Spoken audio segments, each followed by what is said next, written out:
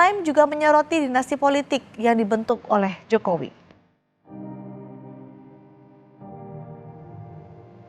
Majalah Time mengutip dosen politik Ian Wilson dari Universitas Murdoch Australia yang menganggap IKN adalah proyek yang menjadi simbol larinya Jokowi dari kegagalan menangani persoalan di Jakarta, dari kemacetan, banjir, dan polusi.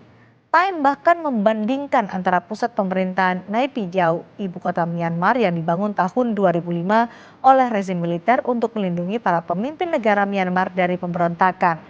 Time juga menyoroti mundurnya demokrasi di era pemerintahan Jokowi yang perubahan undang-undangnya dinilai melanggar nilai-nilai demokrasi.